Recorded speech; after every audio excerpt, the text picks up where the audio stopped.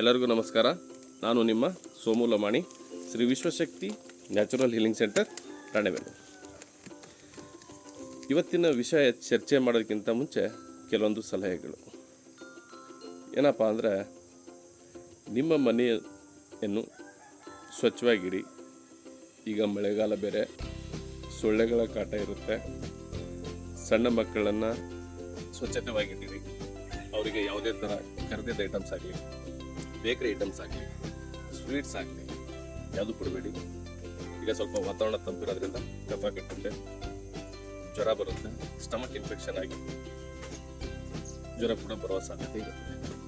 ಹಾಗಾಗಿ ನಿಮ್ಮ ಮಕ್ಕಳನ್ನು ಬಹಳ ಕಾಳಜಿಯಿಂದ ನೋಡಿ, ಆರೋಗ್ಯವಂತರನ್ನಾಗಿ ಮಾಡಿ. ಅದೇ ಥರ ಔಷಧಗಳನ್ನು ಸಣ್ಣ ಮಕ್ಕಳಿಗೆ ಭಾಳ ರೇರಾಗಿ ಉಪಯೋಗಿಸಿ.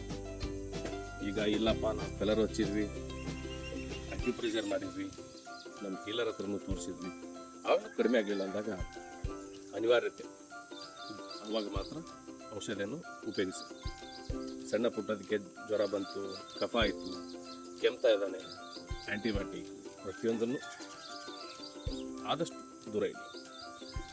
ಈಗ ಮಳೆಗಾಲದಲ್ಲಿ ಯಾರ್ದು ಸಮಸ್ಯೆ ಅಂದರೆ, ರಾತ್ರಿ ಏನಾದರೂ ಕರೆಂಟ್ ಹೋಯ್ತು ಅಂದರೆ ಸೊಳ್ಳೆಗಳ ಕಾಟ ಜಾಸ್ತಿ.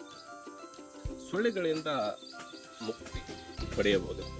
ಹೌದು, ಖಂಡಿತ ಸಾಧ್ಯ.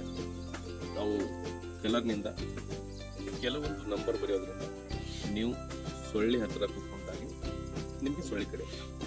ಆದರೆ ಇದಕ್ಕೆ ನಿಮ್ಮ ಸಹಕಾರ ಕೂಡ ಬಹಳ ಮುಖ್ಯ. ಈ ಡಾರ್ಕ್ ಗ್ರೀನ್ ಇದೆಯಲ್ಲ, ಈ ಡಾರ್ಕ್ ಗ್ರೀನಿಂದ ನಿಮ್ಮ ತಲೆಯಲ್ಲಿ ವಿಚಾರವಾಗಿ ಥಾಟನ್ನು ಕ್ರಿಯೇಟ್ ಮಾಡಬೇಕು. ಏನಂತ, ನಾನು ಈ ನಂಬರನ್ನು ಬರಿತಾ ಇದ್ದೀನಿ, ಸೊಳ್ಳೆಗಳಿಂದ ನನಗೆ ಮುಕ್ತಿ ಸಿಗುತ್ತದೆ, ಸೊಳ್ಳೆ ನನಗೆ ಕಡಿಯೋದಿಲ್ಲ. ಏನು ಆ ನಂಬರ್? ನೀವು ಇಲ್ಲಾದರೂ ಬರಿಬೋದು, ಇಲ್ಲಾದರೂ ಬರಿಬೋದು, ಇಲ್ಲಾಂದರೆ ಇಲ್ಲಾದರೂ ಬರಿಬೋದು. ಏನು ನಂಬರು? 44.4HZ 44.4HZ ಡಾರ್ಕ್ ಗ್ರೀನಿಂದ ನೀವು ಬರೀರಿ.